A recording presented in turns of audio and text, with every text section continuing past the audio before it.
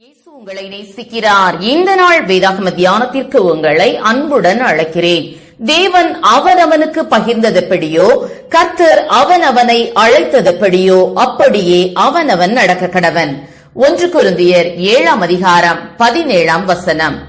ஒரு காட்டில் யானை ஒன்று வசித்து வந்தது. அந்த யானை எப்பொழுதும் மற்ற பறவைகளோடும் மிருகங்களோடும் தன்னை ஒப்பிட்டு பார்த்து மனம் சோர்ந்து போகும். அதன் முகம் கவலையினாலும் துக்கத்தினாலும் நிறைந்திருக்கும். ஒரு நாள் சிட்டுக்குருவி ஒன்று உயர எழுந்து பறந்து போவதை பார்த்தவுடன் அந்த யானைக்கு தாங்க முடியாத துயரம் வந்துவிட்டது. ஆகாயத்தில் பறப்பதற்கு எனக்கு சிறகுகள் இல்லையே என்று தேம்பி தேம்பி அழுதது. உணவு சாப்பிடக்கூட விருப்பமில்லை. அங்கே ஒரு அருமையான நைட்டிங்கேல் பறவை இனிமையாக பாடிக்கொண்டிருந்தது. யானைக்கு இன்னும் கவலை அதிகரித்து விட்டது. இந்த பறவைகள் எல்லாம் இவ்வளவு அழகாக பாடுகிறதே, எனக்கு மட்டும் பாடுகிற தாளந்தை ஆண்டவர் தரவில்லையே, ஆண்டவர் ஓரவஞ்சனை செய்து விட்டாரே என தேம்பி அழ ஆரம்பித்து விட்டது. இன்னும் ஒரு வண்ணத்து பூச்சி அழகாக மலரின் மேல் அமர்ந்து தேனை உறிஞ்சி சுவைத்துக் கொண்டிருந்தது.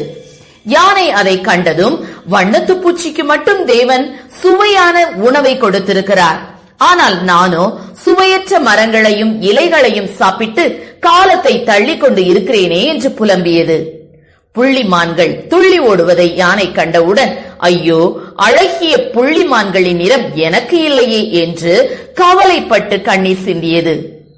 அங்கே எறும்புகள் பூமிக்கு அடியில் சென்று வருவதை பார்த்து தனக்கு பூமிக்கு அடியில் சென்று வர வழி இல்லையே என்று அழுது கொண்டே இருந்தது. கடைசியில் அந்த யானை மிகவும் பலவீனப்பட்டு மரண தருவாயில் இருந்தது. அப்பொழுது காட்டில் உள்ள மிருகங்களும் பறவைகளும் அந்த யானையிடம் வந்து, யானையாரே, கர்த்தர் உங்களுக்கு எவ்வளவு வல்லமையையும் பலனையும் தந்திருக்கிறார், எவ்வளவு வலிமையான பெரிய கால்கள் உங்களுக்கு இருக்கிறது, உங்கள் தந்தம் எவ்வளவு விலையேற பெற்றது தெரியுமா, சிருஷ்டிப்பிலே நீங்கள் எவ்வளவு பெரியவர்கள் என்பதை எண்ணி பாருங்கள். உங்களை குறித்து யானை இருந்தாலும் 1000 பொன், இறந்தாலும் 1000 பொன் என்பார்களே என்று தேற்றின. அப்பொழுதுதான் கர்த்தர் தனக்கு கொடுத்த மேன்மையை அந்த யானை எண்ணி பார்க்க ஆரம்பித்தது. கர்த்தருக்கு நன்றி சொல்ல தொடங்கியது. ஆம், எனக்கு அருமையானவர்களே, இந்த உலகத்திலே எல்லா திறமைகளும் எல்லா தாளந்துகளும் எல்லா ஆசீர்வாதங்களும் ஒருங்கே பெற்றவர் எவரும் இல்லை.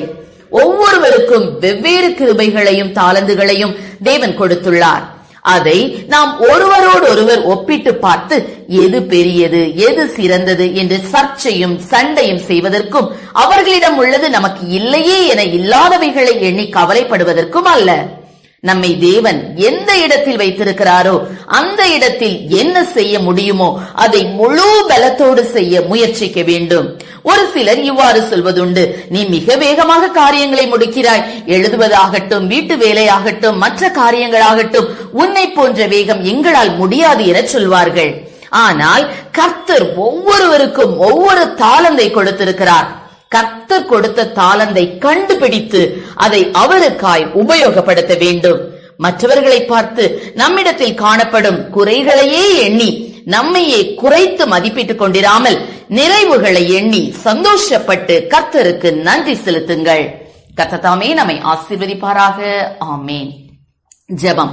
எங்களை அதிகமாய் நேசித்து வழி நடத்துகிறீங்களா அன்பின் பரலோக பிதாவே, இந்த நாட்களில் அப்பா ஒருவித தாழ்வு மனப்பான்மையோடு காணப்படுகிற பிள்ளைகளுக்காக உடைய சமூகத்தில் வருகிறேன் ஆண்டவரே. அப்பா, நீ ஒவ்வொருவருக்கும் ஒரு தாளந்தை நிச்சயம் கொடுத்திருக்கிறீரப்பா.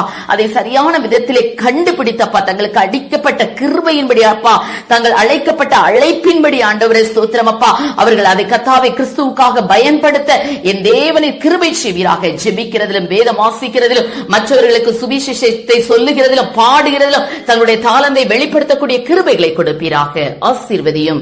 இயேசுவின் நாமத்திலே ஜெபிக்கிறோம் நல்ல பிதாவே. ஆமென்.